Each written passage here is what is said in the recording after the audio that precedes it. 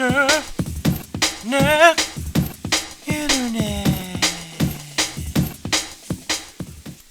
What's up, Internet? What are you doing? What are you wearing? How's it going on this lovely Saturday? This is a quick video that's not that quick of me prepping some Dragonstone I finally got for the 180.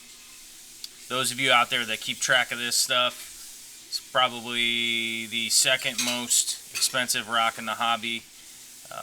Most expensive would probably be live rock covered in coralline, probably from Fiji or something, at like, $9 or $10 a pound.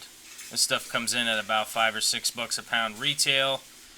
Even ordering online, it's going to come out at that price. It's just ridiculously expensive. Honestly, I want to find a local source for it, even if that means driving out to Wyoming on occasion to get a load of it. Since this is a video of me washing rocks, let's go ahead and put this shit into fast forward. There we go. We'll move this up into high speed. Typically, I would wash this outside with the pressure washer, but up here in Seattle today, it's like a monsoon out here, and I could not record video with the storm effects going on outside, and realistically, it took a little bit longer than it normally would, even with getting the pressure washer together and all that. Anyhow, every crevasse in these rocks are just jam-packed full of clay, and will cloud the hell out of your aquarium. And I've seen complaints and heard complaints of people complaining about the old Dragonstone messing up their tank, and it's like, did you wash it before you got it? Every crevasse in there is going to be full of clay. Alright, so while you're cleaning this rock, just use standard tap water. Don't use soap, don't use chemicals of any kind. It doesn't need it. It's not required. All you're doing here is just washing the dirt off. And then go ahead and just let them air dry once they're done. And there's just no way anything bad's going to get into your aquarium. A lot of people worry about the chlorine in the water and all that kind of stuff. Don't worry that much about it. It evaporates. That's kind of what chlorine does. Washing these up was a little bit of a pain because of how expensive the rock is, and you realize how much dirt you wash off. That's just the way that animal goes sometimes. I posted earlier on the Planet Tank about it. A lot of people want to know what store I got it at. I'm in Seattle.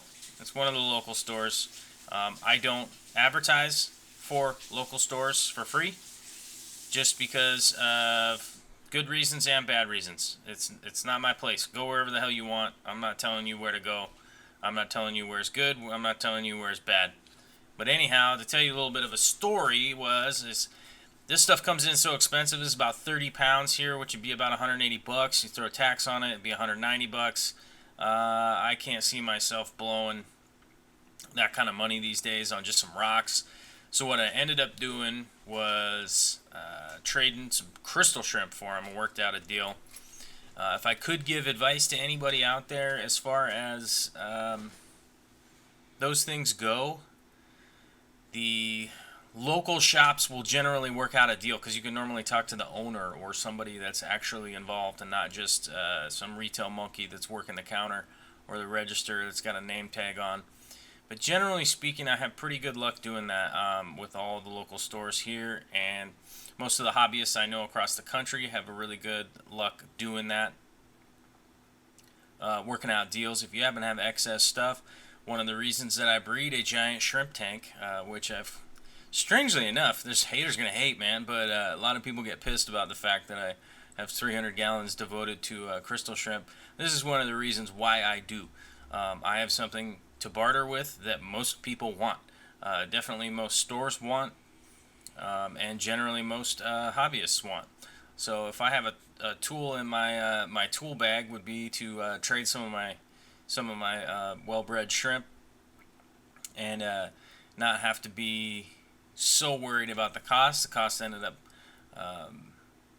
well under half of retail price. Doesn't really matter what the price was, but definitely made it more of an accommodating price for me to deal with on the investment of this tank. So the 180 is coming along. We're going to be shooting more video on Monday, and these rocks are going to be going in there. I still don't have the substrate in, so I didn't finish up this video with putting them in the tank. These are basically all the big stones that I could get my hands on. I'm going to be buying some more small stones to fill in areas, but I didn't know exactly what the scape's going to look like. I have a few sketches and some ideas in my head what's going on.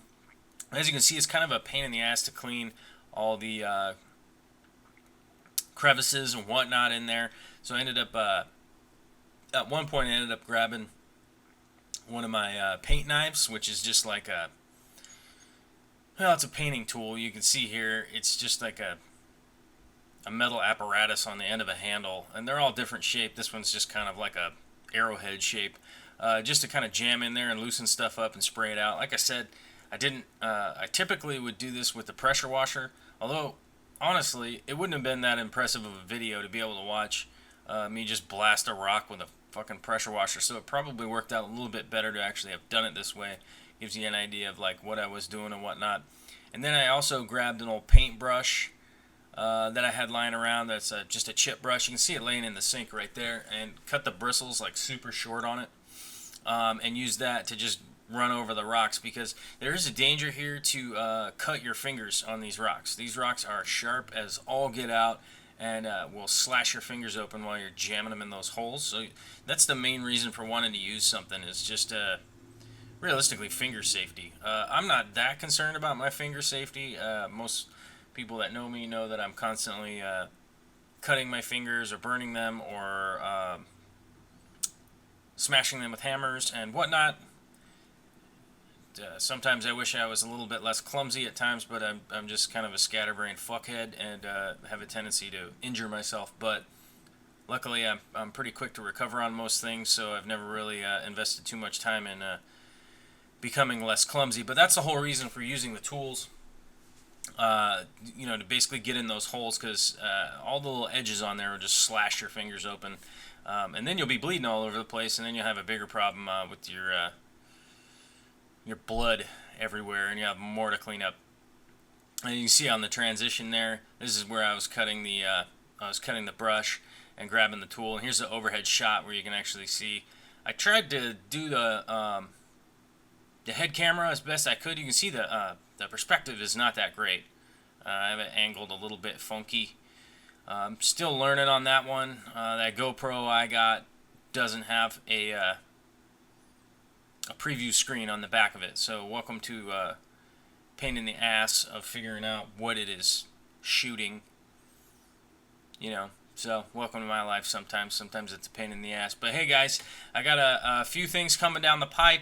Some of you know that I did test fire up the live streaming. I'm going to be live streaming on YouTube.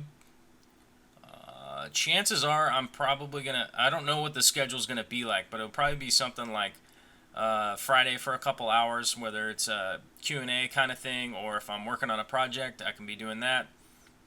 But pay attention to the live stream stuff coming up, because that'll be mildly entertaining or ridiculously entertaining. I don't know. We'll see how it goes, because we used to do it on Darkstar every Friday night. We used to do a video chat, and now I don't know how well it's going to work chat-wise on the live stream, because most of the chat has to be typed in, and I don't have a computer right now in my fish room. So as far as doing a project in there, I won't really know what people are saying in chat unless I'm in here. So maybe I'm going to end up doing a half and half. I don't know. Throw some ideas out there as far as live streaming stuff that you guys want to see that don't involve other people. I know some local aquarists and whatnot, but like most of the people I know are online, and yeah, that's just the way that it is. They just aren't, you know, I live in a city full of fucking hipsters riding fixed gear bicycles, and they're busy hanging out at I don't know, where are they hanging out? Hey, babe, where are the hipsters hanging out? How the hell should I know? She doesn't know, but they're somewhere. they're somewhere doing something. So there is a bit of a community here, but most of the people are my age or older, and we have a tendency to stay home because we're tired of going to stupid things. But as you can see here, I got most of the rocks finished up, and don't forget to subscribe, rate, comment, share it with your friends, share it with your enemies, share it with your frenemies, and that's it for tonight. But we got more videos coming up. All right,